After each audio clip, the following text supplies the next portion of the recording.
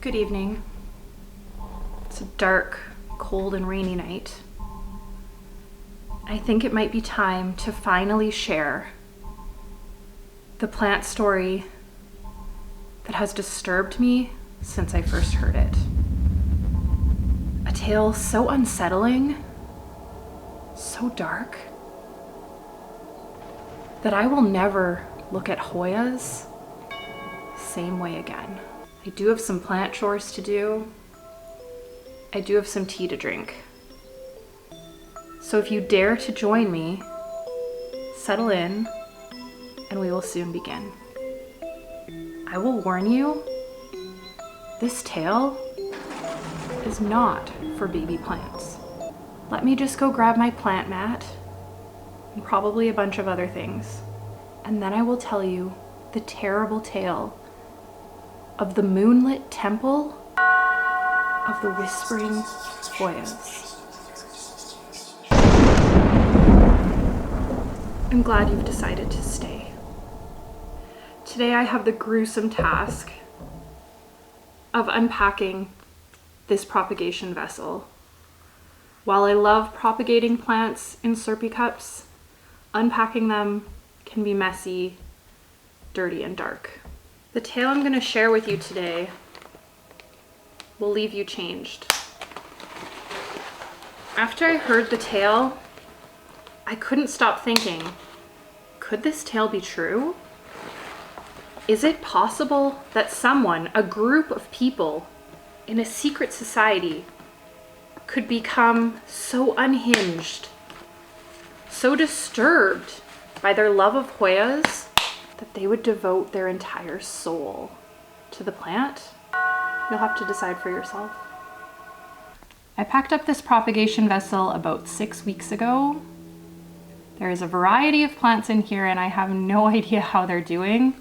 However, I can see already that one of the philodendrons that is in there, I believe that is a philodendron silver sword, is already producing leaves, which is really exciting. I'm gonna work and tell you my story.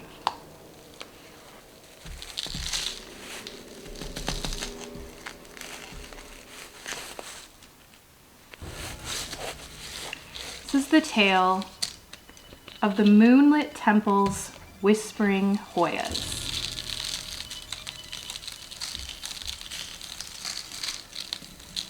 In the heart of a dense, forgotten forest, shrouded in perpetual twilight, lay the Moonlit Temple of the Hoyan monks. This enigmatic order had existed for centuries. Its existence known to only a chosen few who dared to venture deep into the labyrinthian woods.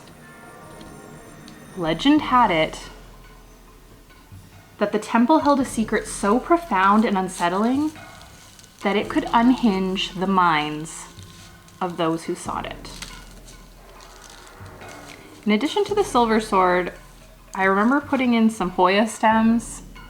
This is a Hoya stem that has completely rotted. I won't need to be potting that up today. As the story goes, the temple was built from dark, ancient stones that absorbed the moon's glow, casting eerie silver shadows upon its ornate, moonflower-adorned entrance. It was a place where time seemed to stand still, and the air was thick with secrets. I'm gonna pot up this little cutting. It appears to be a Hoya cutting, but I have no idea which one. I believe I had a Deikii cutting in here, as well as a Macrophylla cutting, and I'm not sure what this is, but it has rooted, which is really exciting. The Slurpee cup had a mix of perlite and moss, and I am going to incorporate a small amount of the perlite and moss into the soil where I plant this Hoya so that it doesn't go into too much shock, and it's a good way to reuse this material. Now, where was I? Oh yeah, the air was thick with secrets. It is said that no outsider had ever crossed the temple's threshold and returned with their sanity intact.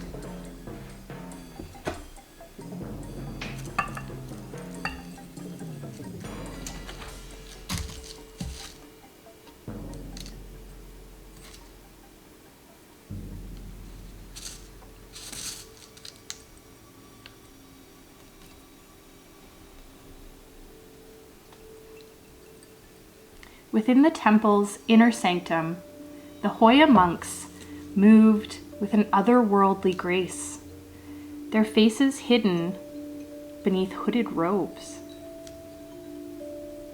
Their days were spent in a trance-like state, tending to the Hoya plants that filled every crevice of the chamber. Let's just imagine that. Can you imagine a place that is filled with Hoyas? These Hoyas, nurtured only by the pale light of the full moon, grew with an unnatural intensity. Their vines twisted and coiled like serpents, and their leaves pulsed with an ethereal, ghostly glow.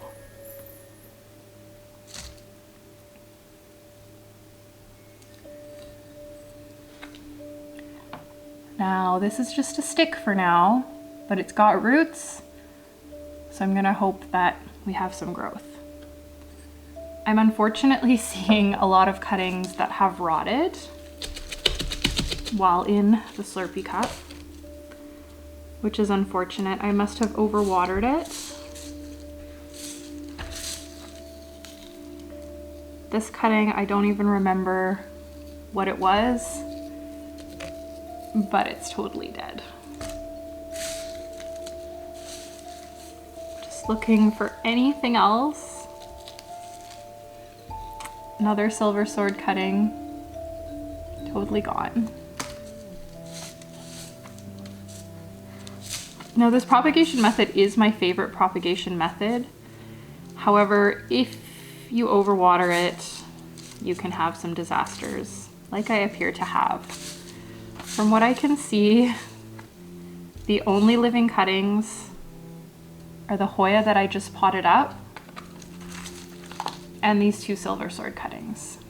These are doing great, but unfortunately it seems that I have lost all of the other cuttings that were in this cup. I do have another Slurpee cup here. This one contains only perlite and a cutting of my philodendron ploumanii, which I really hope has rooted. Let me tell you more of my story. It was said that the Hoyas whispered forgotten incantations, forgotten spells, their soft melodic voices carrying a chilling resonance. Those who entered the temple claimed to hear the eerie chorus of the plants, a sound that resonated deep within their souls, sending shivers down their spines. The monks, it was rumored, had made a bargain with these Hoyas, trading their own sanity for the knowledge that they craved. Every year, on the eve of Halloween, the temple came alive with an unsettling energy.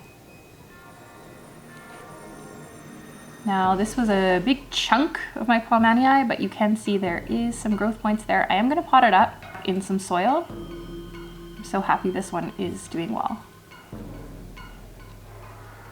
The full moon cast an unholy radiance upon the Hoyas, and their spectral light danced upon the temple's walls like phantoms.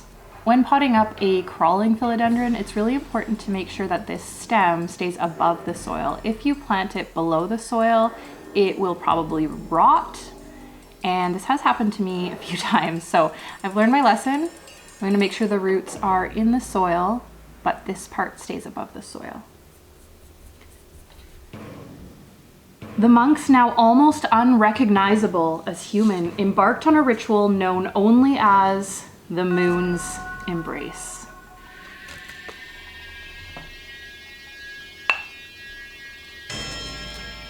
As the clock struck midnight, they would reach out with trembling hands, caressing the leaves of the most ancient Hoya at the center of the temple. The whispers of the plants grew louder, their secrets almost tangible. Those who witnessed the ritual from afar claimed to see apparitions rising from the Hoyas, their spectral forms coalescing into arcane symbols that hung in the air. Let's just let that sink in. They're caressing the Hoyas and gaining knowledge. That one's potted up. I realize now that I have once again forgotten the other cuttings that I wanted to pot up in another room. I'll be back. These are neon pothos cuttings. Had them rooting for quite a while. I considered just letting them grow in water because they look really cute in this pink bottle. But since I have time this evening, I'm gonna pot them up. Now, where were we? Oh yeah. Some believed that the knowledge obtained from the moon's embrace was a curse rather than a blessing. Those who dared to decipher the whispered spirits found their minds unraveling, their reality warping into a nightmarish realm of shadows and madness, and an odd, disturbing obsession with the Hoyas they lived with. They were forever haunted by the eerie moonflowers and the ghostly Hoyas, their lives spiraling into a chilling descent. Add a little bit of this moss into the soil. Just a little bit to keep things moist through the winter. The Moonlit Temple of the Hoyan monks remained an enigma, a place where the boundary between the living and the spectral blurred, a temple that beckoned the curious only to consume them with its eerie, creeping knowledge. And so, the whispers of the Hoyas, carrying secrets that defied the laws of nature, continued to haunt the woods, especially on Halloween nights when the moon was at its zenith, casting a pale, bone-chilling glow upon the unholy sanctuary. Now, I know that tale was a lot to take in, especially as we near Halloween. The chilling thought that a plant, a Hoya, could take over the soul of a human is deeply unsettling.